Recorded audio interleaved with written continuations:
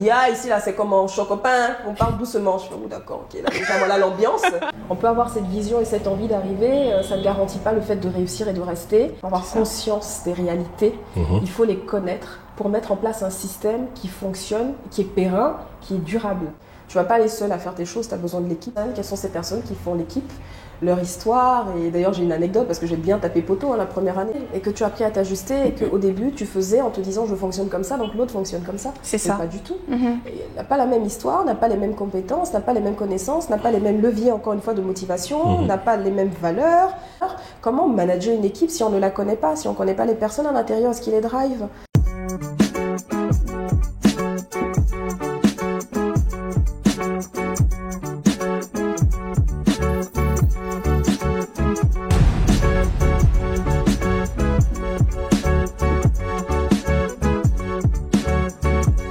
Aujourd'hui, on parle de retour, de résilience et de repositionnement professionnel. Parce que non, tout le monde ne revient pas pour lancer une start-up ou pour faire du trading crypto. Certaines personnes, comme notre invité, reviennent parce qu'elles ont un appel intérieur, un projet familial et une envie sincère d'accompagner les autres. Agnella V a grandi à Abidjan, étudié à l'école française Mermoz, puis s'est envolée pour la France. Orléans, Marseille, Paris, elle a coché toutes les cases du parcours académique parfait. Enchaîné même les expériences dans de grands cabinets de recrutement, mais quelque chose l'appelait, l'a tiré, l'a ramené, sa terre. Aujourd'hui, elle est revenue et elle a bâti son propre cabinet RH avec une mission claire, guider les talents, révéler les potentiels et prouver qu'on peut revenir, reconstruire et réussir. Dans cet épisode, elle nous raconte son parcours, ses doutes, ses défis et les codes à vraiment comprendre pour réussir une transition professionnelle en Côte d'Ivoire. Un échange à la fois authentique, précieux et concret. Donc, on ne change pas une équipe qui gagne. Comme d'habitude, petite minute de réclame. Pensez à activer la cloche. Abonnez-vous. Faites des commentaires. Interagissez avec nous. Ça sera le meilleur moyen pour nous de mieux répondre à vos questions, de plus partager et de faire grandir la communauté. Et surtout, n'hésitez pas à recommander le podcast qui est présent sur YouTube et sur toutes les chaînes podcast. On attaque. Bonjour Agnella. Bonjour Donald. Plutôt Aquabac. Aquabac, merci. Comment ça va aujourd'hui? Ça va très bien, merci et toi? Ça va très bien, merci. Hello Agnella. Comment vas-tu? Je vais très bien. Aquabac aussi. Merci. Alors pour commencer, est-ce que tu pourrais te présenter, mais en une phrase, vraiment très rapide, très succinct. On aura le temps après de rentrer dans les détails bien sûr. Ok, je dis souvent c'est un exercice un peu challenge, Ouais. mais, entrepreneur dans les ressources humaines, dans la richesse humaine. Ouais. Ok. Voilà, je résumerai comme ça. C'est très bien. Très Moi clair. j'aime bien aussi. Alors nous, on a toujours un petit rituel pour commencer cet épisode. Tu as devant toi des cartes qu'on appelle des cartes mystères. Tu as la possibilité d'en piocher 3 au hasard, Ok. selon petit bonheur la chance. Et il faudra lire la question tout haut pour les auditeurs et y répondre. Ok. On est cool, tu as un joker. Par contre, il faudra nous expliquer, si tu ne veux pas répondre, pourquoi tu ne veux pas répondre. Ah. J'y vais. Go! Allez. Allez, amusons-nous. Je peux prendre le paquet? Ah Oui, bien sûr, vraiment, bien tu sûr. vas On Au va hasard. faire confiance. Je sais pas, on va dire peut-être le hasard. Hein? Voilà. Là où le doigt nous mène. C'est 3 questions, c'est ça? C'est ça, ouais, t'en Tout prends à à 3. fait. Ah là là, je vois déjà 3 piments là. On va voir si ça t'aide ou pas. Alors, si tu gagnes 1 milliard de francs CFA au loto et que tu dois investir en Afrique, que ferais-tu? Ah, elle est pas mal ça là. Ouais, elle est Ouais, sympa. pas mal ça là, ouais. T'es bien temps, mais. Tu as 1 milliard. Non mais t'as vu, c'est la bénédiction avant même d'avoir commencé. C'est ça. Enfin, je sais pas si c'est une bénédiction Elle d'ailleurs. me dirait parce Je que. sais pas si c'est une bénédiction. Elle va dire, parce qu'un milliard c'est beaucoup même. Mais je me dis, je réponds pas, j'ai un peu peur de décevoir, quoi. Non, mais en fait. plus, t'es même pas obligé. Il n'y a pas de bonne ou de mauvaise Oui, réponse. en fait, Ça oui. peut même être de l'impact social. Je sais que tu as cette sensibilité-là. Mais oui. Eh ben, vas-y. Mais Enfin, en vraiment, même ce qui temps, te vient au j'entends la cœur. voix de mon partenaire qui me dirait, mais est-ce que c'est le meilleur investissement à faire? Alors là, tout de suite, elle y est là. Bon, on est là, on va parler avec le cœur, parce que c'est ce que je Yes. sais faire. Ok. Je crois, je suis même sûre, c'est ce qui m'est arrivé tout de suite, que j'investirai dans l'éducation. C'est pour ça que j'ai parlé d'impact social. Voilà. Ouais, exactement. J'ai triché un peu, je t'ai orienté, mais je. Voilà. C'est comme si on se connaissait depuis toujours. Voilà. Exactement. Voilà, c'est ce qui vient avec le cœur. Après, voilà, il y aurait quelque chose comme ça, en tout cas. En tout cas, ça répond à un besoin local qui est très fort, qui est celui de la formation des jeunes. Et de manière générale, même si on sent qu'en Côte d'Ivoire, mais tu diras aussi par rapport au Congo, par rapport au Gabon, le système éducatif est quand même mieux et accompagne les jeunes plus longtemps. Donc le bac plus 2, le master et autres sont quand même plus répandus. Et en termes de compétences, quand même, il y a un certain niveau comparé à d'autres pays d'Afrique de l'Ouest. Néanmoins, par rapport aux repères occidentaux qu'on a, il y a des outils qu'on nous a donnés à nous que je ne retrouve pas ici en fait au quotidien quand je traite avec des employés. Donc en fait sur la question de la formation, il y a de vrais enjeux. Mais je vais me permettre une chose, d'aller un peu plus loin. Est-ce que les entreprises, parce que c'est la formation professionnelle surtout dont on parle, est-ce que les entreprises sont prêtes à investir? Alors, à mettre du budget? Écoute, moi j'évolue quand même dans le domaine et j'ai pas choisi ce domaine par hasard et je crois qu'on y reviendra. Je crois que oui, elles sont prêtes, mais qu'il manque encore peut-être de visibilité dans les intentions réelles, à savoir comment est-ce qu'on construit les projets, comment est-ce qu'on les rend pérennes. Donc il y a une espèce encore je dirais de nébuleuse qui fait que l'envie est là, mais en même temps, et j'en parlais tout à l'heure, j'étais à un salon, il n'y a pas de vision claire en fait des choses, vraiment de transparence, et puis encore ces défis au niveau de l'organisation qu'on peut avoir, qui peuvent faire peur aussi, parce que l'objectif de l'investissement, c'est d'avoir un retour quand même ici quelque part. Donc quand il n'y a pas une visibilité claire et que la gouvernance aussi pose question, que l'organisation est un défi véritablement et qu'on ne voit pas réunir les conditions de la réussite, c'est vrai que c'est un peu compliqué. Mais pour autant, il y a quelque chose à saisir. Moi, je dis que quand les choses elles sont pas faites, il faut y voir une opportunité. Après, le chemin, il n'est pas linéaire. Il n'est pas linéaire. Il faut en avoir conscience.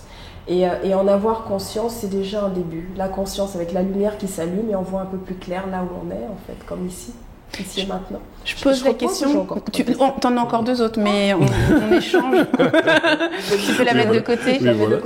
La question est intéressée parce que certaines personnes veulent venir ouvrir des organismes de formation et donc sont confrontées à la réalité du terrain, qui est celle de trouver des clients. Donc le besoin, il est là, il est avéré et il a un impact social immense, mais derrière, il faut pouvoir en vivre.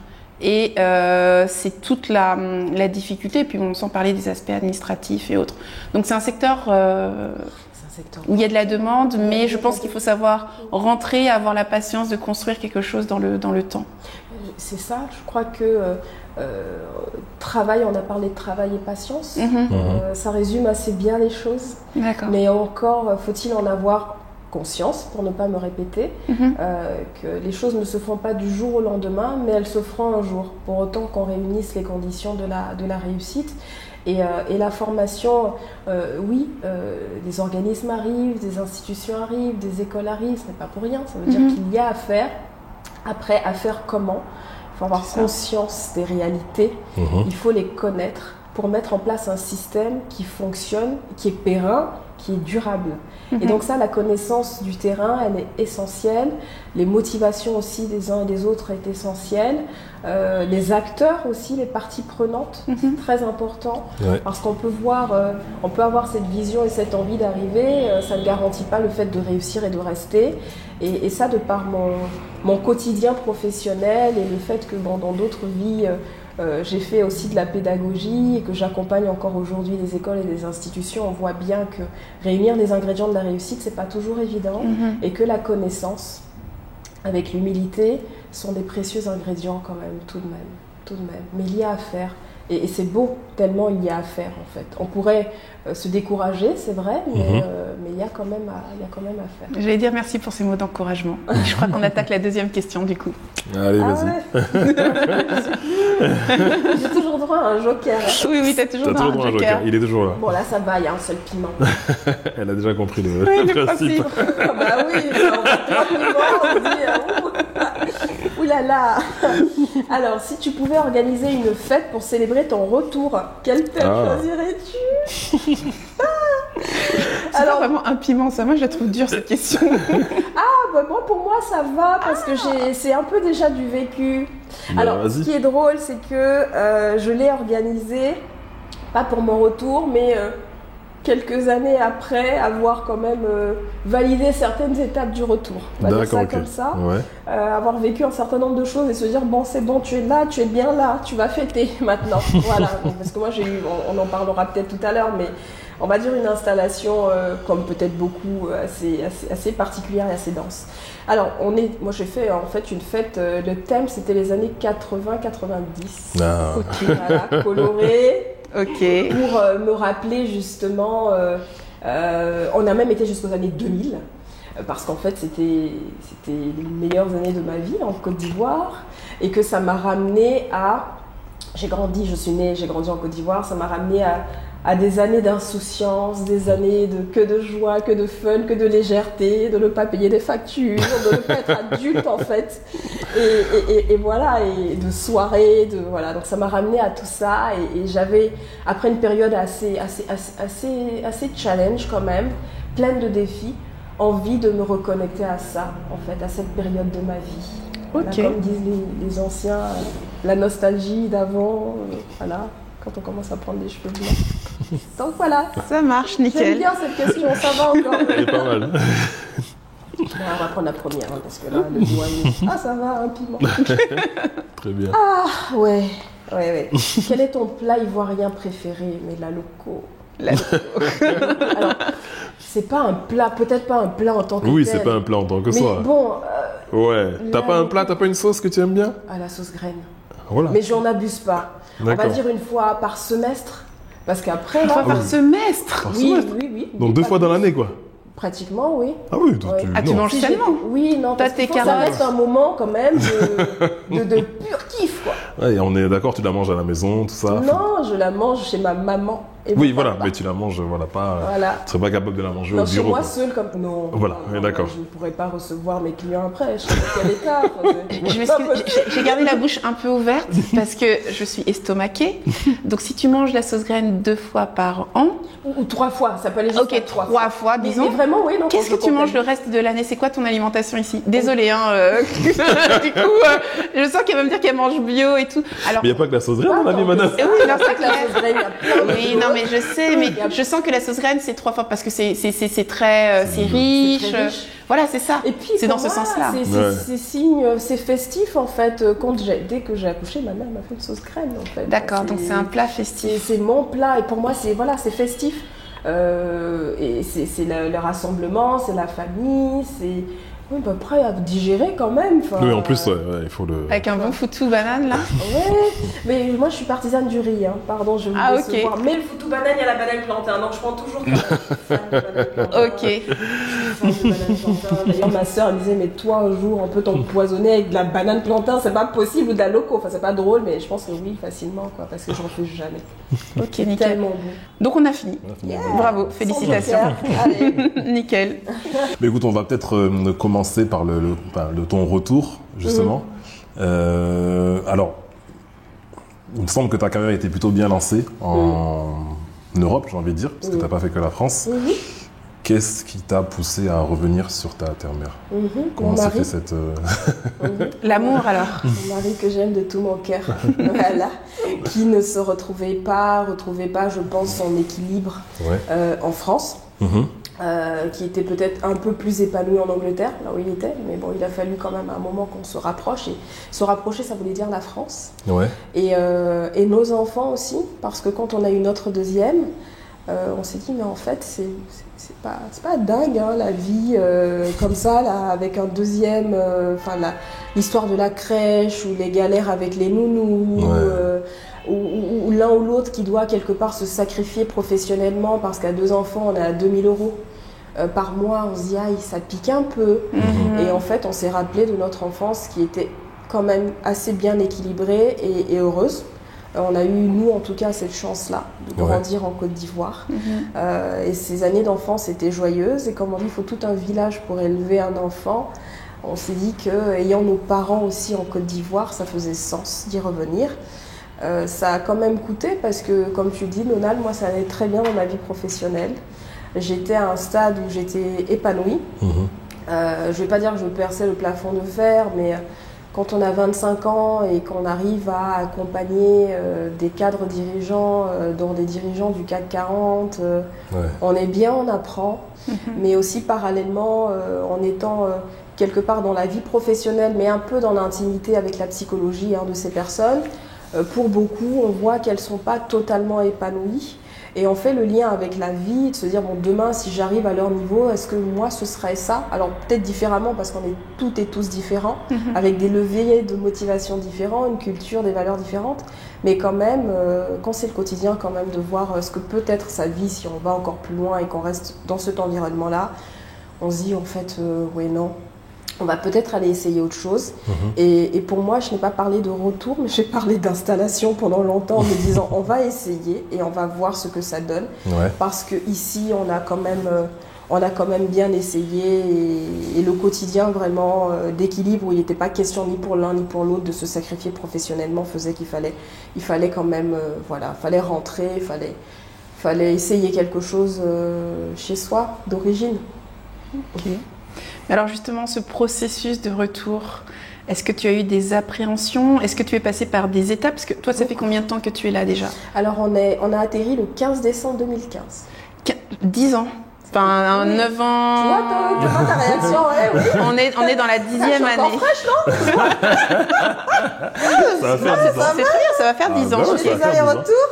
Donc ça veut dire que tu es passé sûrement par plusieurs étapes. Beaucoup, donc ce processus-là, le début, est-ce qu'il y a eu des appréhensions? Beaucoup. Et après, sur les 10 années, par quelles étapes? Est-ce que tu arrives à identifier des moments charniers de cette aventure? Alors, je suis déjà une personne très intuitive de nature. Mon réflexe, c'est l'intuition, c'est ce que je vais ressentir.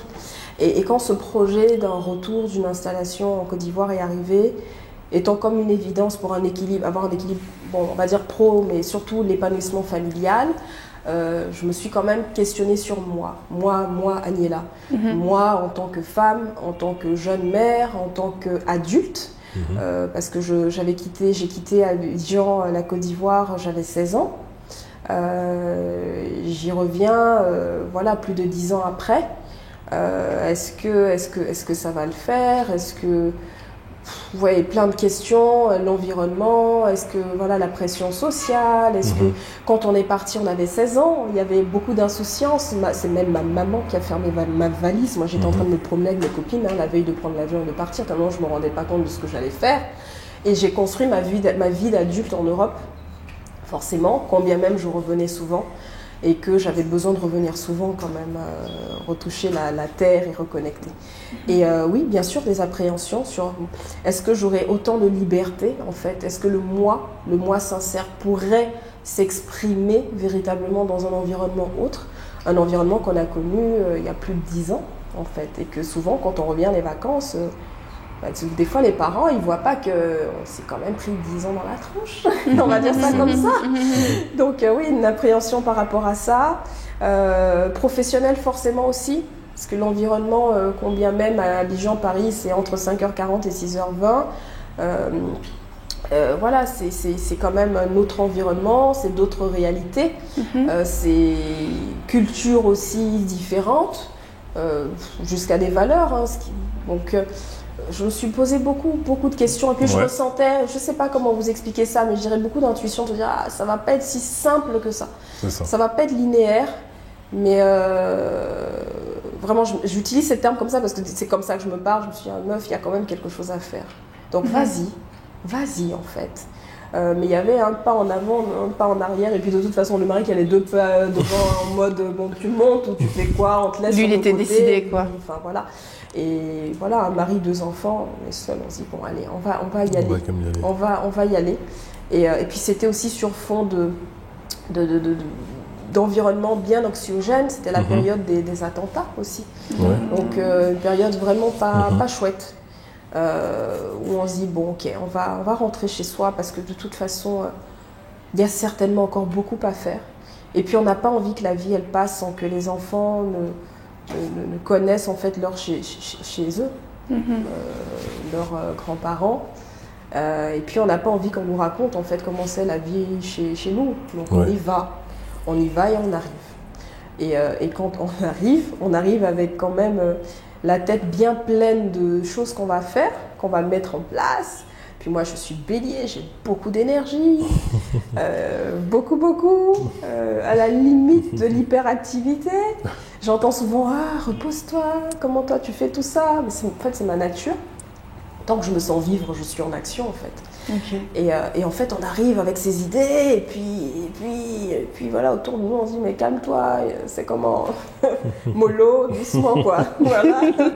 Voilà, et puis doucement, l'accent, tout ça, là, c'est comment? Enfin bon, voilà. C'était quelles idées, par exemple, sur lesquelles on t'a demandé d'y aller un peu mollo? Est-ce qu'il y en a une comme ça sur lesquelles tu es revenu? Tu vois, justement, il y a des appréhensions, il y a des idées reçues. Qu'est-ce qui a changé entre ton arrivée et aujourd'hui? Si tu devais nous donner un exemple. Ah, il y en a beaucoup. L'exemple, ça va être déjà même dans mon style de management et de fonctionnement. Je vais vite, enfin, je suis quelqu'un qui va vite. Vite, on peut se tromper, mais de nature, je vais vite. Donc, petite parenthèse, dans l'ordre, j'ai fait Orléans, Marseille et Paris. Je te laisse imaginer, quand j'étais à Marseille, les gens me disaient « Oh, et on se calme. » Imagine, en arrivant en fait, à Abidjan, en ayant ce rythme-là, on disait « Va à Paris, en fait. » Qu'est-ce qui nous engraine et tout, comme ils disaient à Marseille. Donc, je dirais que c'est plutôt sur mon rythme. Et puis peut-être aussi la cadence de ma façon de parler qui va un peu vite. Ou bon, tu ne vas pas aller seul à faire tes choses, tu as besoin de l'équipe. Donc, quand on a besoin de l'équipe, on développe une intelligence humaine aussi, de comprendre l'équipe, c'est qui sont les personnes, quelles sont ces personnes qui font l'équipe, leur histoire. Et d'ailleurs, j'ai une anecdote parce que j'ai bien tapé poteau la première année, comme on dit. Ok. Ouais. Parce que j'arrivais, on a vendu mon CV comme étant c'est la superbe experte en RH, en recrutement, en accompagnement. Figurez-vous que moi, la première année, mes résultats étaient catastrophiques avec mon équipe. Catastrophiques. Et pourquoi? Parce que je ne me suis pas adaptée. Parce que j'ai pensé que les autres fonctionnaient comme moi. Parce que j'avais la même organisation, la même façon de faire que quand j'accompagnais des cadres et dirigeants en France. Et comment tu t'es adaptée au final? L'adaptation, elle porte sur quoi avec ces équipes pour ne pas reproduire les mêmes... En gros, quelles sont les mesures que tu as mises en place pour ne pas reproduire une année catastrophique? Alors déjà, c'est passé par un très fort questionnement, parce que quand tu te vends, tu te penses aussi être quand même pro, expert. Alors j'ai parlé du fait d'avoir 25 ans, d'accompagner des cadres dirigeants, ce qui n'était pas du tout la norme où j'étais. Dans le département où j'étais, la moyenne d'âge des consultants, c'était 40-50 ans. Certaines expériences de vie, on était deux à être bébés du département. Donc une évolution assez rapide. Et en fait, quand on arrive et qu'on se trompe à ce point, déjà l'ego là, il diminue un peu, il se fait mal, il se fait vraiment mal. Quand c'est cette expertise en plus qu'on vend et qu'on n'arrive même pas avec sa propre équipe, en fait. Donc on se remet en question. Surtout qu'en fait, on a grandi là. On a grandi là, on se dit, mais je comprends pas. Normalement, je devrais comprendre. Je devrais comprendre. Pourquoi je comprends pas? C'est ma société. Pourquoi ça marche pas? Je suis revenue chez moi, en fait. Pourquoi j'ai des mauvais résultats comme ça? Mais en fait, pourquoi tu te poses un peu, tu fais ton introspection et tu comprends que tu travailles sur de l'humain. Et que tant que tu n'as pas compris qui est en face de toi, quelle est son histoire, ses valeurs, ses croyances, son mode de fonctionnement, ses réflexes, même des informations quelque part intimes et personnelles, parce qu'on est encore beaucoup à l'affect aussi. Ce qui motive, comment tu vas avancer en fait quelque part, quand bien même on est dans un environnement professionnel. Je vais aller expliquer à tout le monde qu'on est pro, là on y va. Et si le gars il vit des choses difficiles dans sa vie, ou que tu essaies de le motiver avec des leviers qui ne lui parlent pas du tout, ça ne fonctionne pas. Donc j'ai passé du temps, et je pense même que c'est une anecdote qu'on m'a fait, on m'a dit, mais écoute, passe du temps avec tes équipes. Va manger au maquis avec elle, passe du temps, va chez elle, va dire bonjour, tu vas comprendre certaines choses. Mais donc en t'écoutant, j'ai l'impression que du coup tu étais plus à l'écoute. Beaucoup plus. Et donc ça veut dire plus consciente peut-être des contraintes que ces personnes rencontraient. Enfin, je ne sais pas si la difficulté, on peut arriver, toi surtout notre mode de productivité et carriériste, venir l'appliquer ici. Et là, généralement, ça coince en fait, je pense. Enfin, en tout cas, moi, c'est expérience, les personnes que j'ai pu manager, je vais pas dire qu'elles n'étaient pas carriéristes, mais elles ne viennent pas le matin en se disant « demain je serai manager ». Elles viennent en se disant aujourd'hui j'ai telle chose à faire, je vais essayer de le faire le mieux possible, dans les meilleures conditions, et puis le soir je vais rentrer, je vais m'occuper de ma famille. Et quand j'ai dit ça, tu vois, c'est pas dans une projection de très long terme de devenir je sais pas, le dirigeant de la boîte. Donc déjà tu peux pas booster les gens, enfin je généralise et je devrais sûrement pas, mais il y a certaines personnes tu peux pas les booster à ça parce que c'est même pas dans, c'est pas ce qui les motive, c'est pas dans leur système, c'est pas ce qui les fait carburer, c'est ça. Voilà. Et l'autre volet qui est celui de la productivité, moi ce à quoi je me confronte aujourd'hui, c'est que je suis extrêmement à l'aise avec les outils bureautiques. Mais je sais que je suis à l'aise même au-delà de, enfin par rapport même à mes compères en fait. J'aime bien manier les outils et tout. Et donc quand je travaille avec les personnes qui n'ont pas nécessairement ce même niveau de formation dans l'usage bureautique, j'attends à ce que le truc soit fait en 1 heure parce que bon, tu fais un CTRL-C ici, tu fais un truc là, tu mixes 2 logiciels et puis en fait 4 heures après ça sort pas quoi. Et ça c'est des choses qui peuvent crisper, mais sur lesquelles j'ai appris à m'ajuster. Oui, et que tu as appris à t'ajuster et qu'au début, tu faisais en te disant je fonctionne comme ça, donc l'autre fonctionne comme ça. C'est ça. Pas du tout. N'a pas la même histoire, n'a pas les mêmes compétences, n'a pas les mêmes connaissances, n'a pas les mêmes leviers, encore une fois, de motivation, n'a pas les mêmes valeurs. Donc en fait aujourd'hui, et c'est pas pour rien que depuis 2022 l'intelligence émotionnelle est devenue une des compétences essentielles d'un manager. Comment manager une équipe si on ne la connaît pas, si on ne connaît pas les personnes à l'intérieur, ce qui les drive? On est quelque part obligé d'avoir conscience de ça, de ce qu'on ne fonctionne pas tous de la même façon, et comment faire en sorte de porter l'objectif ensemble. Voilà, donc ça c'est quand même assez important. Et puis, moi, c'est vraiment quelque chose de très particulier que j'ai vécu parce que... Alors, je ne voudrais pas généraliser, mais on est dans une logique de partage. On me l'a dit. Déjà, je me souviens de l'entreprise où je suis arrivée. Parce que j'ai toujours parlé naturellement avec cet accent, même en étant en Côte d'Ivoire. On me dit, tu donnes mal à la tête, tout ça, ton choco, tout ça. Choco. Un jour, ça m'a affectée. J'ai pris un taxi. C'était vraiment... J'étais jeune, hein, j'étais en France, mais je revenais l'été. Je prends un taxi, je parle à mon ami. Et puis quand j'ai raccroché, le taxi, il dit « Ah, la sœur, ton chocolat m'a fatiguée, m'a donné mal à la tête. » Mais ça m'a fait mal d'entendre ça. C'est clair. Et je suis arrivée, je crois que mon père a vu que j'avais une drôle de tête. Il me dit « Mais qu'est-ce qu'il y a ?» Je dis « Oui, le chauffeur de taxi, il dit que j'ai donné mal à la tête. » Et en fait, je remercierai toujours mon papa. Je pense qu'il s'en est pas rendu compte, mais ce jour-là, il m'a décomplexé vis-à-vis de mon accent. L'accent qui est naturel. Il me dit, ton accent, tu sais que tu l'as depuis toujours. Assume-le, c'est ce que tu es. C'est ta manière de parler, ouais. On va s'adapter ou pas, mais c'est ce que tu es. Il faut déjà que toi, tu te réconcilies avec ce que tu es. Et puis, parce qu'il y en aura toujours que, voilà, c'est pas assez ou que... C'est ça. Donc, je sais, bien évidemment, aujourd'hui, quand même bien prendre l'accent quand il faut. Mais on entendra toujours que, bon, il y a ce... Tu nous fais une démo ? Oh là là, Pas de son, elle a... T'as pas entendu les... J'ai fait ça avec le chauffeur de taxi. T'as pas entendu? C'est vrai, mais j'avais envie de voir ce que ça donnait en direct. En plus non, mais c'était de la provocation. J'étais déjà pas mal, hein, parce que ça reste quand même cet accent-là, mon accent. Et du coup, juste sur ce côté management, et après... Oui, alors sur le côté management, pour en venir, donc l'anecdote, c'est que quand j'arrive toujours avec cet accent, l'assistante me fait faire le tour, et puis il y a une équipe dans le fond qui dit « Ah, ici, là, c'est comme en Chocopin, on parle doucement. » Je fais « Oh, d'accord, ok. » Là, déjà, voilà l'ambiance sympathique. Et donc, sur le management, on passe du temps, en fait, à se connaître. À apprendre à se connaître, à passer du temps ensemble, à manger le midi ensemble. Les moments off, qui sont des moments comme la pause café, en fait, de l'autre côté, où, en fait, c'est de l'informel, mais c'est beaucoup d'informations qui permettent d'avancer. Et de t'ajuster. Et de s'ajuster. Et que ça me suit encore aujourd'hui, parce qu'aujourd'hui, je suis à la tête de mon entreprise, de mon cabinet. Mais j'ai l'exemple d'une repate que j'ai recrutée, et qui a eu du mal à se faire accepter. Et une collaboratrice me disait, mais moi, je suis un peu comme elle. Il n'y a pas si longtemps, ma collaboratrice, elle m'a dit, mais non, Agnella, non. Toi et puis elle, là, c'est pas la même chose. J'ai dit, ah, ok, d'accord. Donc, ça veut dire que quand même...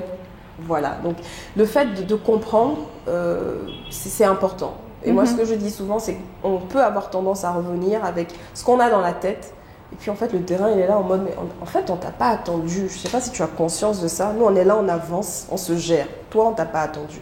Et on arrive avec nos desiderata, nos volontés, ce qu'on veut mettre en place, mais il faut s'adapter au terrain. Et ça, je pense que vous l'avez entendu plein de fois dans les podcasts. C'est comme si nous arrive. On fonctionnerait pas comme ça si on allait vivre en Chine.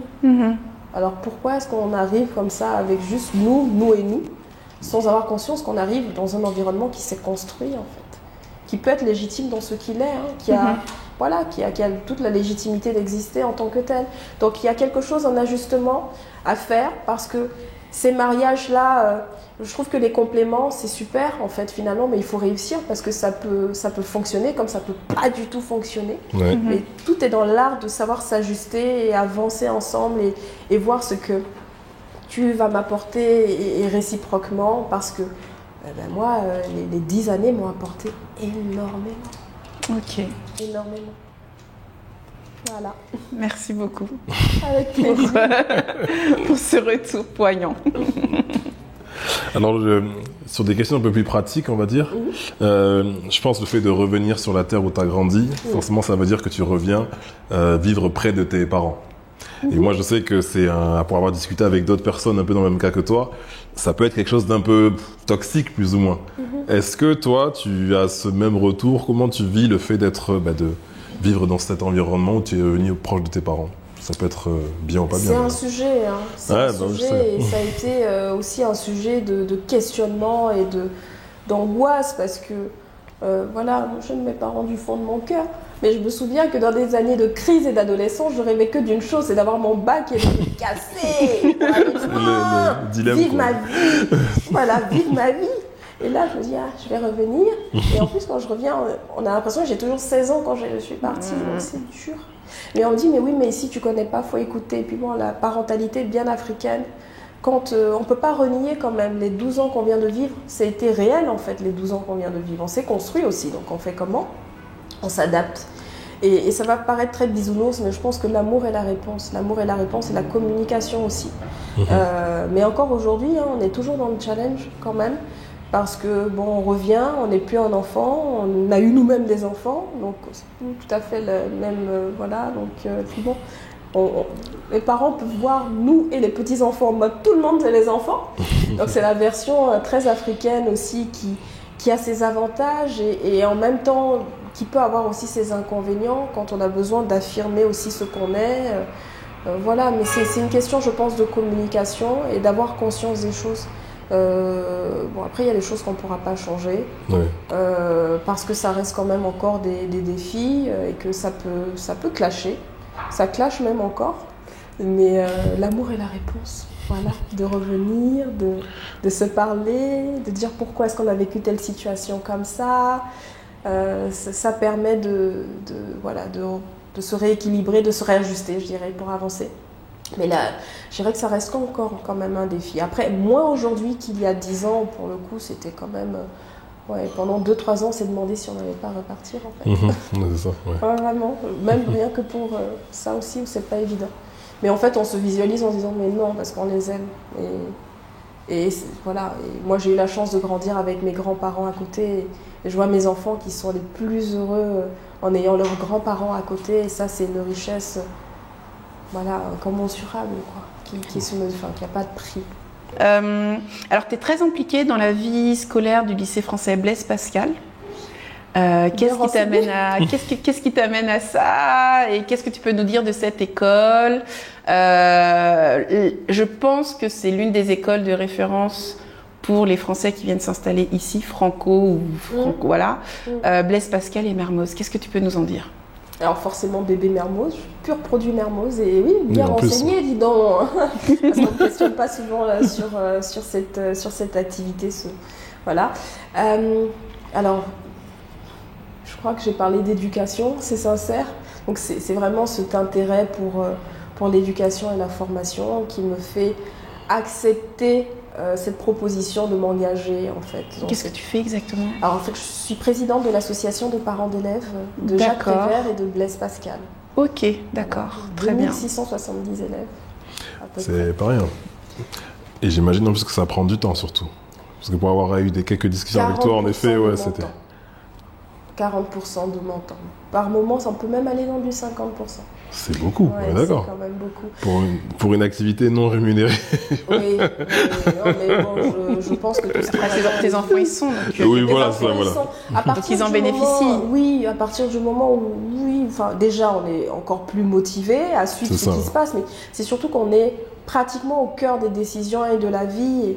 Et il n'y a pas plus puissant, en fait, finalement, un enfant qui a pu avoir les armes et les outils, qui a pu être éduqué, qui a pu avoir un corps professoral compétent, une direction bien structurée. Enfin, vous voyez, et effectivement, c'est une référence, c'est vrai. On a plein d'autres belles écoles dans ce pays, on a quand même beaucoup de chance. C'est une référence. Et combien même du bénévolat, l'impact il est réel en fait. Vraiment l'impact est réel parce que le lien avec la direction est très fort, l'écoute aussi. Je parle de près de 3000 élèves. Les suggestions, les interventions, les recommandations sont prises au sérieux. Donc on peut arriver à faire évoluer beaucoup de sujets, pas mal de choses en fait dans la vie de l'école. Et donc, quand on est engagé comme je le suis, c'est comme une mission qui nous dépasse en fait. Voilà. Alors, comment je suis arrivée déjà dans l'association? C'est que, comme beaucoup d'enfants, mes enfants, en tout cas mon aîné, rencontraient des challenges, notamment au niveau du harcèlement. Donc, c'est un sujet qui n'est pas drôle. Ici en Côte d'Ivoire? Oui, bien sûr, ici, oui. Ouais. Alors, parce qu'on penserait, bon, je ne vais pas dire que ça n'existe pas ici, mais on se dirait que... quand on n'a plus les enjeux de diversité, de différence, et non, ça, bien sûr que ça continue encore. Les enfants ne sont pas toujours très tendres entre eux, ça c'est clair. On parle de sujets de harcèlement, parce que attention, il faut bien définir aussi le harcèlement.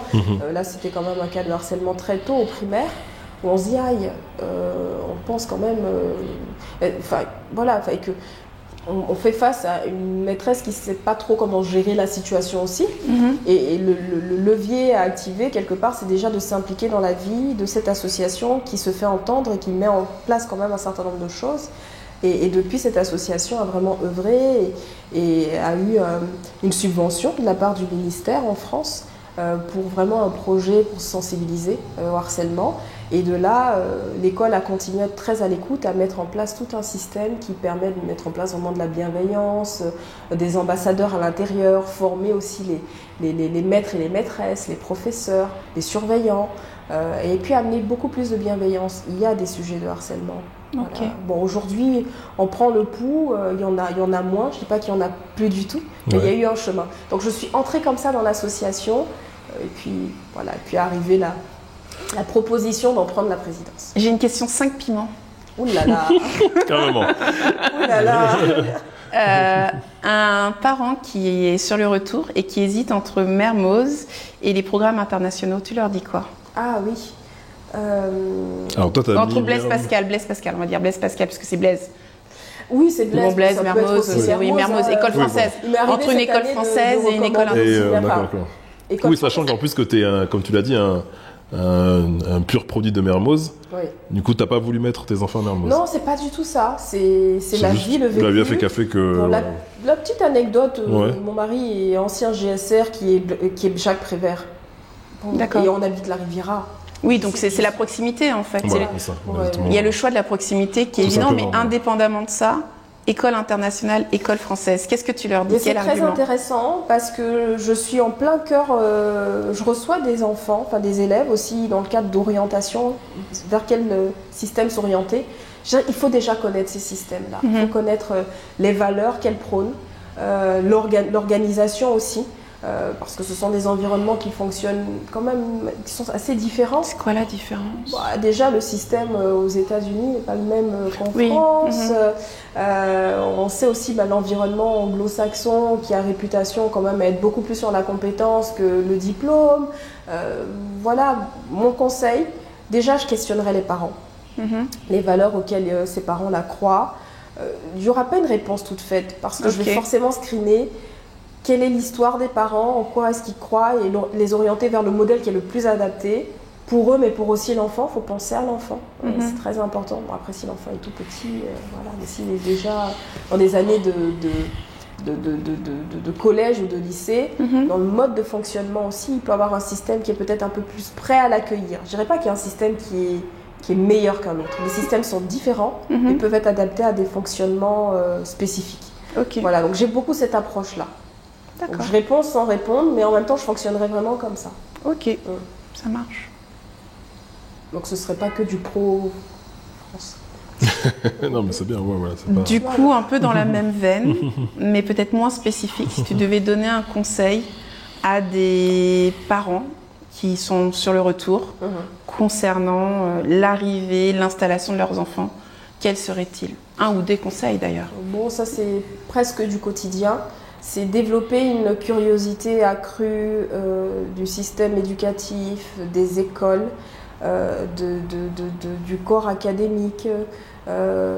Vraiment poser de bouche à oreille aussi qui fonctionne beaucoup chez nous. N'arrivez pas avec juste les idées. Par exemple, moi j'ai été Mermoz dans les années jusqu'à 2000. C'est pas le Mermoz aujourd'hui. Ça a changé. Donc si je ne sais plus qui est à l'intérieur, même se rapprocher de l'association, enfin parler, ça permet d'avoir des informations. Et l'information, elle est précieuse. Elle permet de prendre des décisions. Donc je dirais beaucoup de curiosité. Et on a cette chance quand même d'avoir des personnes qui sont ouvertes et pas fermées. Et qui sont ouvertes à l'échange, 5 minutes au téléphone ou un petit message. C'est très important parce que ça va être la vie en fait des enfants demain. Donc c'est déjà ce que je fais. Je fonctionne comme ça quand on me pose des questions. Donc voilà, je vais peut-être décevoir ou pas, mais je ne dis pas forcément aller à Blaise Pascal parce que je suis présidente de l'association. Ah non, la question était plus dans le sens plus large. Mais... Alors dans le sens plus large, c'est vraiment de comprendre l'environnement éducatif. En Côte d'Ivoire. En Côte d'Ivoire. Un peu quelle est l'offre, quelle type est l'offre, effectivement, les débouchés aussi derrière. La vie aussi, elle est importante parce que j'ai un parent qui habite Cocody, qui veut absolument être à Blaise Pascal. Oui, mais si à Cocody, il y a quand même Mermoz qui est à côté. Il ne faut pas oublier qu'il y a beaucoup d'embouteillages et que c'est toujours rassurant d'avoir son enfant proche de soi. Et on a quand même une offre qui est quand même assez sympa de plus en plus au niveau des écoles. D'accord. Vraiment. Donc, curiosité. Oser poser des questions, intégrer les associations. Voilà, on peut avoir des réponses pour soi. Top, merci. Peut-être parler un peu plus du côté Agnella, l'entrepreneuse. Bien sûr, parler d'AGEA, le cabinet RH que tu as fondé ici. Alors, déjà, pourquoi le domaine des ressources humaines? Est-ce que c'est quelque chose qui te tenait à cœur? Et qu'est-ce qui, aujourd'hui, t'anime au quotidien dans cette aventure? Parce qu'on sait que être entrepreneur aujourd'hui, c'est un chemin qui n'est pas facile. Voilà, comment tous les matins tu arrives à te dire, écoute, voilà, non, je me lève et je continue à essayer de pouvoir aider les gens.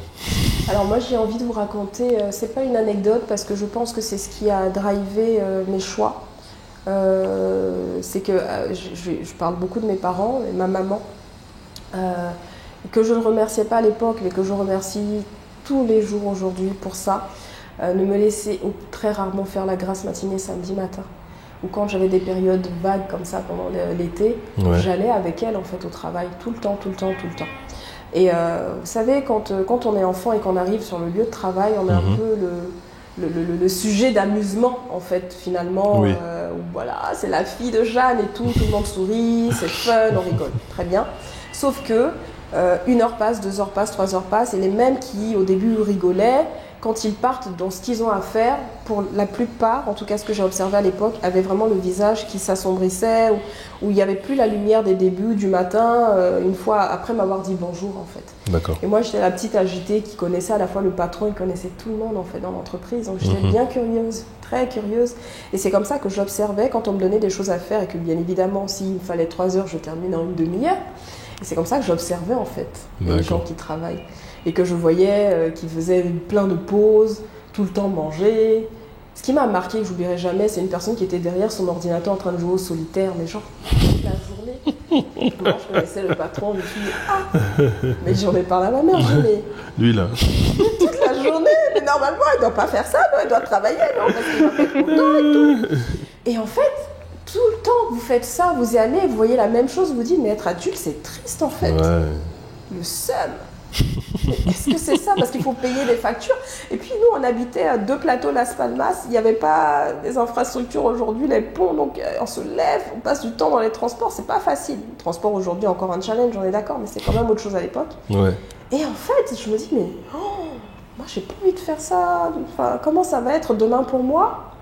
Et est-ce qu'il n'existerait pas un métier qui permette d'accompagner toutes ces personnes qui sont des talents, qui viennent tous les jours, le temps passe. Le temps, c'est ce qu'on a de plus cher, plus de la santé. On ne peut pas le faire revenir en arrière. Donc le temps passe, la vie passe, et on ne fait pas ce pourquoi on est là.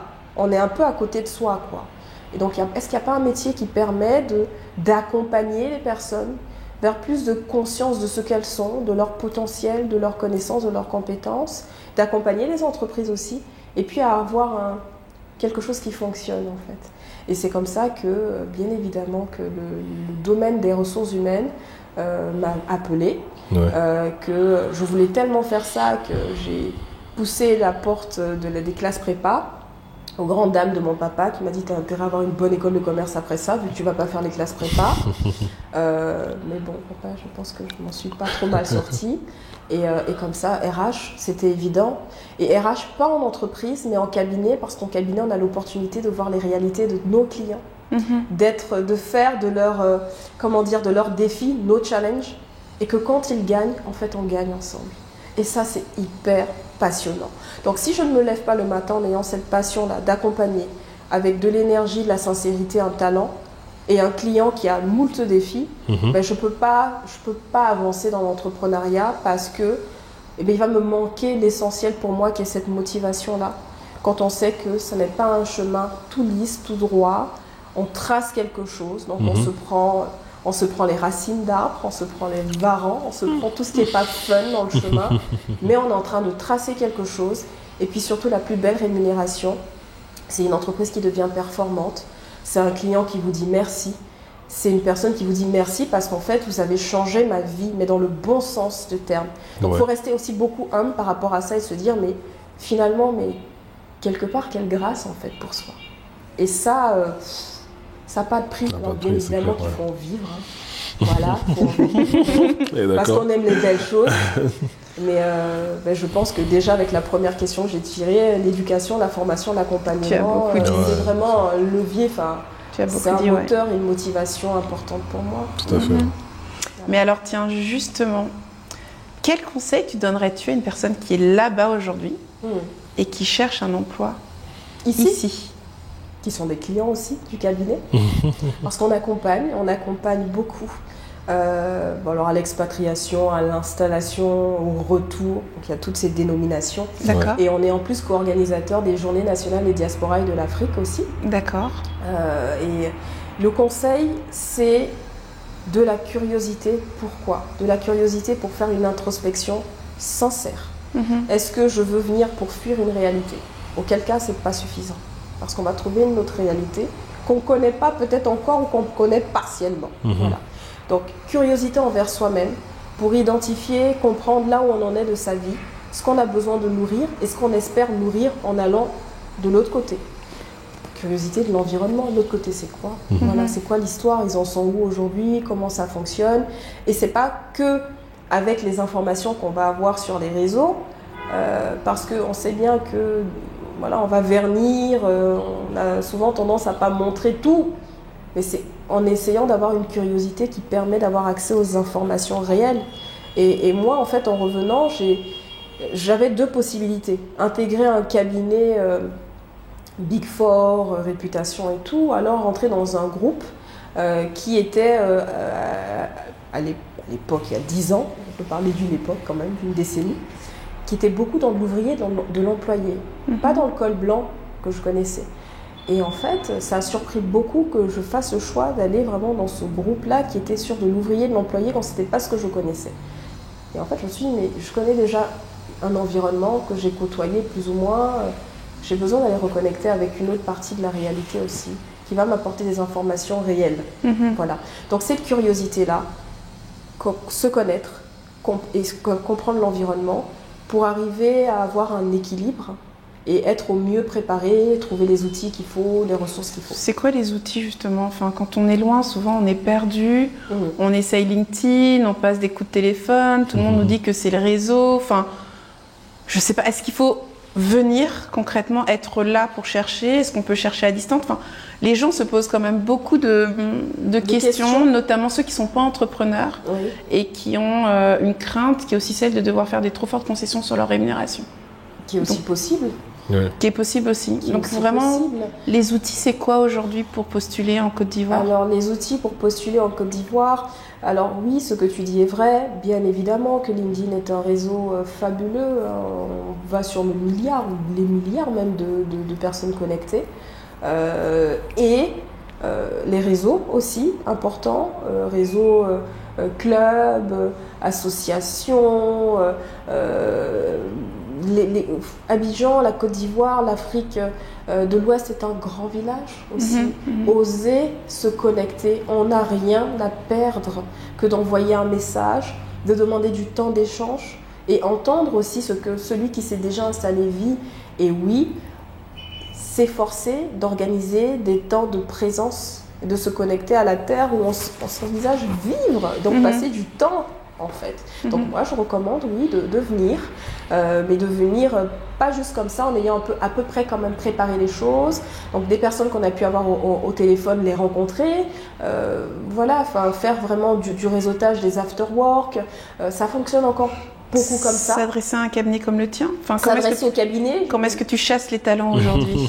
Alors, via plusieurs canaux. Donc déjà, je suis membre de plusieurs réseaux. Comme je disais, on est co-organisateur des Journées nationales des diasporas et de l'Afrique. Et on intervient aussi pour quand même pas mal d'initiatives des diasporas.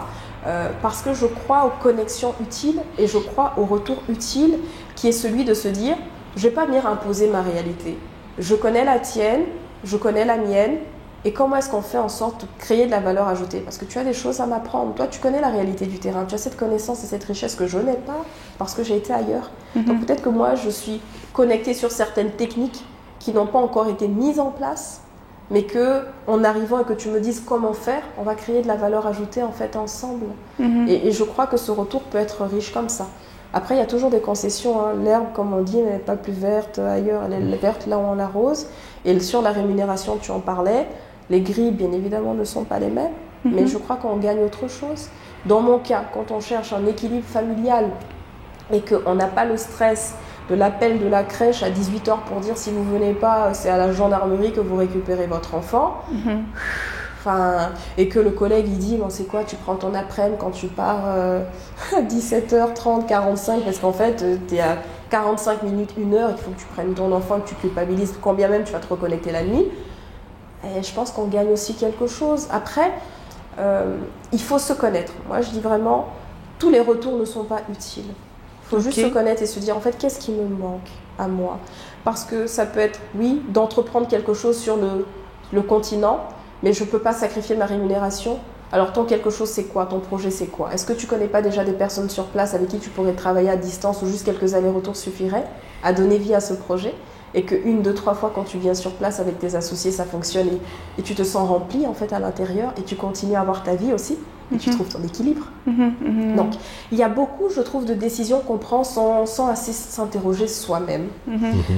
Et je crois que la curiosité, avec méthode aussi, hein, parce que dit comme ça a l'air facile, mais je vous assure que voir de l'humain tous les jours et accompagner des installations aussi pratiquement tous les jours, en tout cas toutes les semaines, ça permet de voir comment, effectivement, via une curiosité, une stratégie bien pensée, on peut faire des choix qui nous conviennent. Ok. Voilà. Très clair, merci. Avec plaisir. Pour moi, je pense que tu l'as déjà dit, hein, mais c'est vrai que le fait de venir, de revenir à Abidjan, et surtout en tant qu'entrepreneur, tu as vraiment développé ce côté résilient. Et pour moi, je te l'ai déjà dit que tu es un modèle de résilience, vraiment, parce que tu as vraiment pu à chaque fois te... Ça n'a pas été simple. Voilà, exactement. Aujourd'hui, ça l'est pas. C'est pour ça, ouais. C'est pour ça que pour moi, ça l'est. Mais qu'est-ce que, justement, le fait de passer où tu travailles dans des cabinets avant et d'être entrepreneur aussi, est-ce que tu as développé justement des aptitudes que tu n'avais pas avant et des codes peut-être aussi que tu as développés ici dans ton activité? Alors des aptitudes, oui, parce que déjà, quand j'étais de l'autre côté de l'eau, tout ce qui était commercial, mais c'est au secours. Et puis bon, parler devant des gens, au secours. Enfin, moi j'étais bien à faire ma petite chasse de tête, trouver mes profils, même la chasse des fois j'étais pas trop, voilà, mais d'être en entretien, voir des gens, parler, voilà. Mais faire de la prospection, réseauter, hein. Déjà rien d'en parler, enfin, j'avais le pouls qui s'accélérait. Et ici, si tu fais pas ça... Ouais, t'as pas le choix. Je sais pas comment tu fais. Alors juste des super acteurs. Bon, il y en a peut-être qui n'ont pas besoin de le faire, et voilà, mais...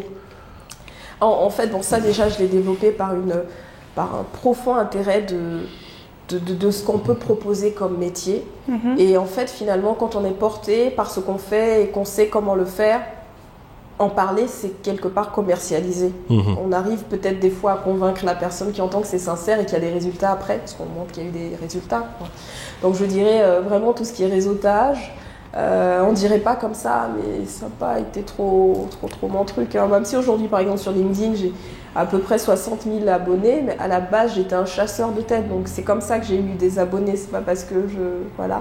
Ouais. Mais on y vient parce qu'on est entrepreneur, qu'il faut se faire connaître et qu'il faut commercialiser aussi ses prestations. On est sur des prestations intellectuelles. Vous voyez, je vois cette bouteille d'eau, on me dit le prix, je connais les prix du marché, ok d'accord, j'y vais. Les prestations intellectuelles, c'est des fois très difficile à commercialiser, parce que tout dépend de la valeur, voilà, une prestation perçue, comment enfin, toi tu mettras un prix, Donald ce sera certainement différent, en plus chez nous, pour vous dire, quand je voyais les prix dans les cabinets où j'étais quand je suis arrivée ici, enfin, quand je voyais les factures, je disais mais à mon ancien employeur, je disais mais il manque un zéro ou des zéros, c'est quoi ça? Il me disait non, ici c'est comme ça, et des fois il faut délivrer, j'y viens même des fois, à l'époque, c'était pas le cas, mais avec les mêmes standards d'exigence.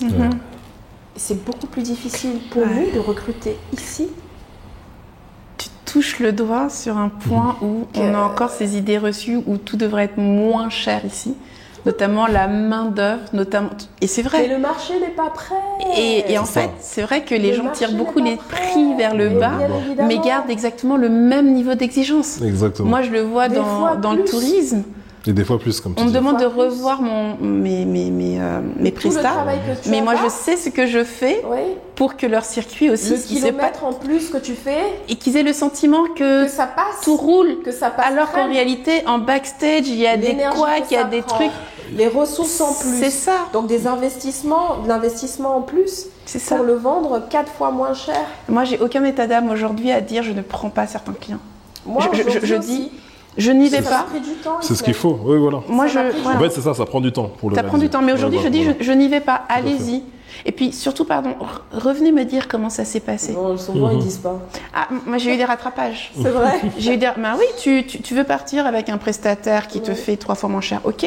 Mais le véhicule ne sera pas le même véhicule. Donc, quand tu te retrouves à Monogaga, que le véhicule, il est mort, que le prestataire ne peut pas t'en envoyer un autre, que le chauffeur, il est perdu, il a même pas 5000 dans sa poche pour faire quelque chose, se dit, je fais ok, on se gère, je vous envoie un chauffeur, le client et tout, et là en fait ils comprennent. Mais ce que tu dis parle beaucoup pour avoir été le vivre encore aujourd'hui, mais aujourd'hui je dirais que entre les débuts et aujourd'hui, j'ai 10 ans de retour en Côte d'Ivoire, en Afrique, et j'ai 7 ans d'entrepreneuriat, pur et dur, pur et dur. Et que rien ne vaut l'expérience, mais quand bien même, dans les débuts, et que quand on est sur fonds propres, et qu'on n'a personne qui nous porte financièrement, est-ce que véritablement on se dit, s'il part, c'est pas grave? On est comme ça, on se serre les dents, en fait. Donc on prend et c'est dur. C'est vrai. Voilà, bon, en tout cas, moi, c'était mon histoire, ça l'est encore aujourd'hui, je suis toujours sur fonds propres. Et on se dit, on prend quand même, on se brade, on fait quoi? Mais c'est du travail. Et pour certaines missions, il faut élargir, on n'est pas 100% Côte d'Ivoire, on est open. Et, mon Dieu, et ce qui a fait quand même créer cette alternative de cabinet, quand Agiloya Afrique Née en 2018, il y a officiellement des centaines de cabinets répertoriés en Côte d'Ivoire, qu'on s'entende. Beaucoup plus, parce qu'il y a des cabinets qui ne sont pas référencés, mais qui fonctionnent quand même. Donc c'est quoi le délire de créer un cabinet 100e, 101e en fait? Et les cabinets de placement, exprès des cabinets RH qui font du placement en fait. Et en fait, ce délire-là, c'est quoi? C'est on est sur le terrain. Moi, j'ai pas rêvé d'entreprendre. C'était pas mon truc, hein. Vraiment. C'était d'être intrapreneur, par contre. C'est d'être dans un groupe où on fait confiance et on y va et on fait grandir des projets. C'était ça, en fait, mon objectif. Enfin, ce qui me drivait, mais ça n'a pas pu prendre cette forme et c'est aussi OK. C'était juste de tâter le terrain et de se dire, OK, tout a la légitimité d'être, mais il y a vraiment quelque chose à côté à faire parce que, et j'en viens avec beaucoup de gratitude, j'ai été dans des beaux cabinets internationaux. On est sur de l'humain, s'il vous plaît. Donc, quand il est question de recruter en Côte d'Ivoire, au Bénin, au Togo, au Sénégal, il faut connaître quand même bien les réalités du terrain. Et connaître les réalités du terrain, c'est quand même être posé, avoir ses deux pieds et vivre et respirer l'air, là. Être au contact de l'humain, vivre avec l'humain, comprendre comment est-ce qu'il fonctionne. Sinon, il y a des informations qui nous manquent. Et je crois qu'on est moins efficace, en fait, dans ce qu'on fait. Et on le voit quand les recrutements ne fonctionnent pas parce qu'on a pricé. Et je voyais donc des cabinets internationaux pricés. Et puis, il n'y a pas de problème, on y va, on sort, le carnet de chèques. Moi, je voyais la presta, je me disais, ah. Ou même sur de l'orga ou de la RH, du conseil RH, je me disais, ah, je sais ce qu'ils font. Ils font quelques lignes, voilà, mais... il manque quand même quelque chose. Donc, essayons une alternative. Mais bon, l'alternative aussi, elle a vécu des choses. Hein. Ça n'a pas été un long chemin facile. Tranquille. Non, pas du tout. Pas du tout. Donc, résilience. Pas le choix. Hein. Comme on dit, on est déjà né. Exactement. Mais quand on se lève et qu'on respire, c'est ça, en fait. C'est ça hier, c'est ça aujourd'hui, ce sera ça demain. Alors, il y aura d'autres projets à côté. Mais voilà, même si c'est plus sous cette forme-là, ce sera toujours ça, parce que ça nous porte déjà depuis toujours. Et puis pour la petite histoire aussi quand même, allez, ça c'est vraiment la petite info que je livre à Aquabac, c'est que moi je ne voulais pas entreprendre, donc j'ai fait tout ce que je pouvais pour ne pas entreprendre. Et en fait le cabinet, j'étais en partenariat avec mon ancien employeur. Mais une fois que le bébé est né, ça a été bien compliqué. C'était compliqué. Je crois que maman et papa n'avaient pas forcément envie du bébé. Ah ouais. Maman avait peut-être plus envie de ce bébé en l'état, et papa le voyait autrement. Et en fait, voilà. Papa est parti. Je suis partie. Tu es en train de nous lancer sur la question de s'associer en Côte d'Ivoire. On fait quoi? On y va pas? Mais on tire sur la fin là. Bien sûr qu'on y va, oui. D'ailleurs, je suis encore moi toujours dans cette réflexion d'association. C'est pas parce qu'elle a eu un goût bien épicé, mais le piment, on se sent en vie. Hein. Ah, ça réveille, hein. Ça réveille, on se sent en vie, on sent les sens. Là, tu sens tes oreilles qui chauffent, les yeux qui piquent, voilà. Mais tu sens que donc, tu vis. Gratitude à cette expérience de la vie. Et d'ailleurs, aujourd'hui, ça se passe très bien. Il n'y a, pas de souci. Mais ça permet de se rendre compte que, à un moment donné, on a des chemins à prendre. Et puis, c'est pas grave si les chemins se séparent. Et l'association, j'y crois. Mais j'y crois toujours... de quoi est-ce qu'on a besoin. C'est pas juste faisons un truc ensemble. Ça nous dépasse en fait.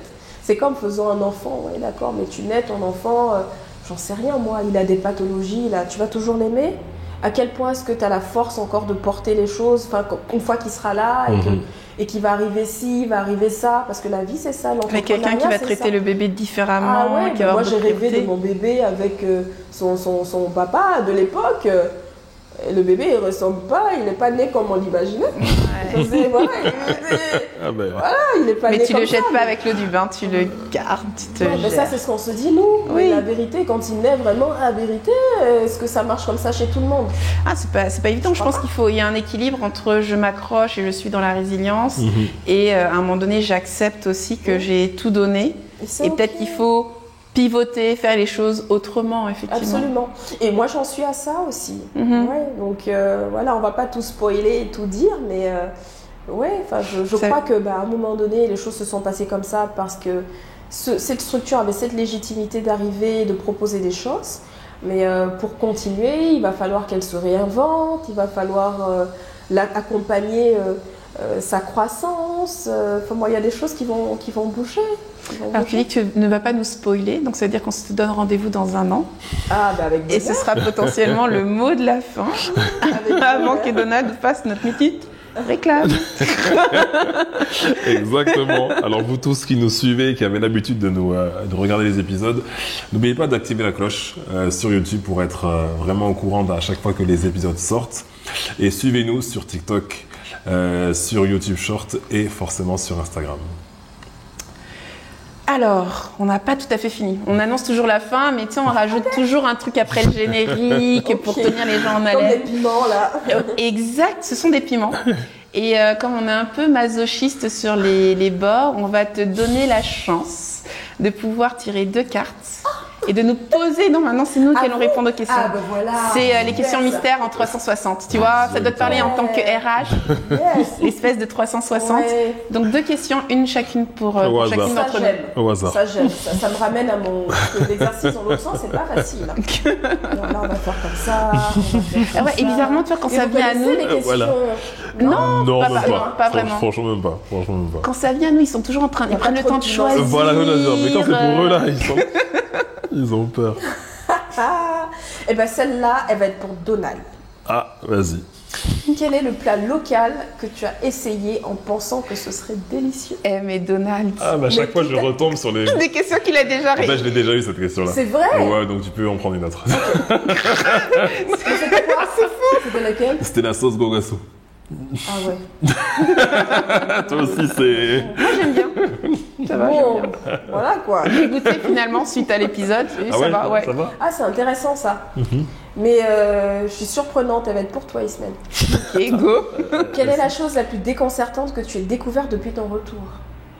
Waouh, alors faut juste me laisser le temps. Qu'est-ce que j'ai trouvé de le plus déconcertant? Ah si, il y a un truc qui me déconcerte encore aujourd'hui, dans le cadre de mon activité à titre personnel. C'est que quand tu quittes un appartement, en fait quand tu rentres dans l'appartement, parfois tu rentres pas en début du mois. Tu rentres le 5, le 10 ou whatever, mais ils te demandent de payer les 2 mois d'avance. Tu dis qu'à cela ne tienne. Au moment où je sortirai le 10. Non, les gars te disent, si le premier jour consommé du mois, tu dois payer le mois en entier. Ah bon? Ouais, et toutes les agences Font le ça. font. Et donc, en fait, sur mes premiers déménagements, les premiers appartements que j'ai pris, où j'ai laissé... Là, j'en ai enchaîné 3, là, comme ça. Et donc, maintenant, ouais, sache que si tu veux quitter ton appartement, il faut le quitter le 31. Si tu restes le premier, même si tu étais rentré un 5 ou un 10, tu vas payer tout le mois. Et sachant que tu te... Parce que souvent, il y a l'astuce de se dire que tu payes pas le dernier mois parce que c'est le mois de caution qu'ils ont gardé si jamais ils te... Ouais. Même avec ça? Même avec ça. D'accord. Ils vont déduire l'intégralité du mois de ta caution. D'accord. Et ça, je l'ai découvert ici et je trouve que c'est... Bon, pardon, hein, je sais pas si on va m'enfermer pour ça, mais je trouve ça d'une injustice, d'une malhonnêteté, mais folle. Parce que quand tu rentres le 10, il te dit pas je te prends que 2 tiers du mois. Non, il te prend le mois en entier. Ouais. Mais quand tu veux sortir, tu payes. Là, ça pique. Donc du coup, tu fais des déménagements à l'arrache. Et donc, tu sais, hein, je viens de déménager. Ok. Et je suis sortie au 31, mais en cavalant, toi, dans une situation beaucoup moins confortable, Oui, que pour si rentrer dans j'avais- l'autre, le premier, qui était... Enfin bon. Bref, donc ça fait Les 2 fois que... joies. Et c'est la pratique courante parce que j'ai déjà 3 situations, 3 situations comparables pareilles. comme ça. D'accord. Titre perso et 2 appartes, 2 studios qu'on a Avec laissés des pour agences, prendre... donc. Avec des agences, 2 studios qu'on a pris pour prendre des chambres récemment. Ok. Voilà, donc préparez-vous. Vous paierez un mois. Ça m'a déconcerté, moi. C'est une expérience à 5 piments. Mais merci, je suis contente d'avoir eu l'occasion de D'en l'exprimer pour que d'autres le sachent en fait. Parce que ça, on ne le dit pas suffisamment. Ah, bah, il y a beaucoup de choses qu'on dit pas. Elle a carrément retourné les questions, elle est en train de choisir. Ouais, heureusement qu'il y a Aquabac hein, pour Elle est en train de dire les choisir choses. ses questions. Parce que oui, il y a plein de choses comme ça. Hein, Ouais, tout à fait. Et des fois, tu dis, mais tu parles d'injustice, est-ce qu'il y a un texte pour ça? Je me posais la question, est-ce que Et c'est des choses, je pense qu'il n'y a pas de texte, mais c'est une pratique. À un moment donné, c'est un bras de fer, t'es dans l'urgence, tu cèdes. Ouais. Bon, la probabilité que... Attends, je cherche une piment à 20 piments. Pour une question. On cherche tous un seul piment. Oula, intéressant, ouais. Donald, quel conseil donnerais-tu à une personne qui veut acheter sa voiture? Est-ce que j'ai pas déjà eu celle-là aussi? Réponds. Il en prend une autre. Non, réponds, il va répondre. Non, quelqu'un qui veut acheter une voiture. Ouais. Bah écoute, je pense que le conseil de base, ce serait déjà d'essayer de venir avec un mécano. Comme ça, ouais, tu as un mécano qui peut essayer de la contrôler, de voir si elle a vraiment les bonnes pièces au bon endroit, j'ai envie de dire. Bon, après, ici, ce qui est bien, c'est que tu as la fameuse règle des... Tu sais, les véhicules qui ont plus de 5 ans ne Oui. peuvent pas être importés ici. Donc ça déjà, tu tombes pas sur des... Pardon? Ah, mais tout le parc vieillit beaucoup plus vite. Parce que justement, Oui. ils achètent moins de voitures à l'étranger, donc C'est ils en ça, importent moins. Oui. Et donc le parc ne se renouvelle pas aussi vite. Maintenant, les offres de Suzuki et autres permettent avec des Oui, voitures à petit prix, mais C'est ça, ouais, voilà, du coup, ouais. tu as beaucoup de voitures très vieilles. Ouais, exactement. Ouais, quand même. Tout à fait. Donc là, on est dans le cadre d'une voiture d'occasion. Alors oui, d'occasion, ouais. Ok.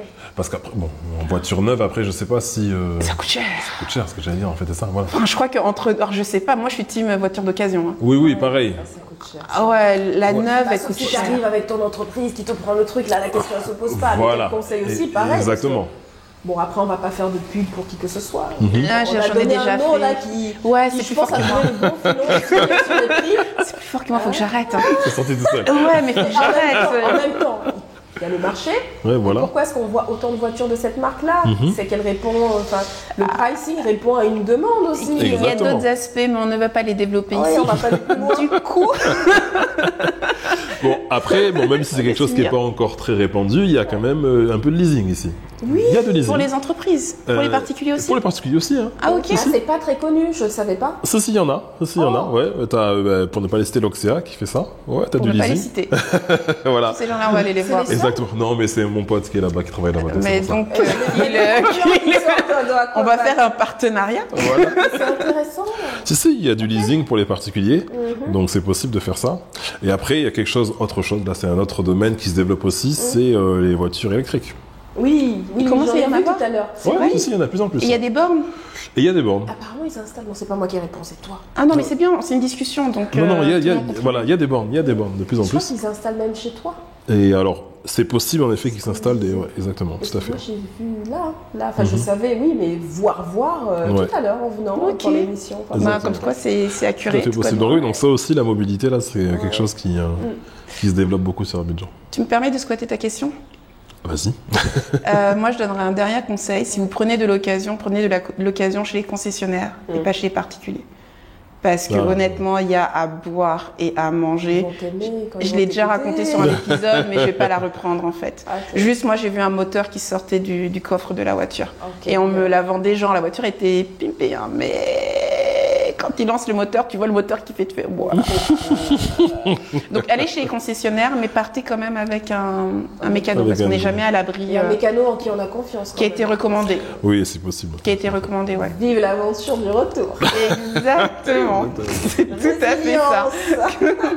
C'est tout à fait ça. Du coup, super. En tout cas, merci Agnella pour ce Avec partage. plaisir. Merci beaucoup pour ta disponibilité. Avec bonheur. C'était un bon moment. Merci beaucoup, Agnella. C'était très intéressant, tant sur le volet RH, perso, l'éducation. Ouais, très Donc, inspirant. Merci ouais, beaucoup. très inspirant. Et on se quitte sur ces bonnes paroles. On se dit à bientôt. Abonnez-vous, likez, commentez. On ne vous le dira jamais assez. Mais c'est ça qui fait aussi qu'on va continuer cette aventure et pouvoir vous présenter des profils aussi inspirants que celui d'Agnella. À bientôt. À bientôt.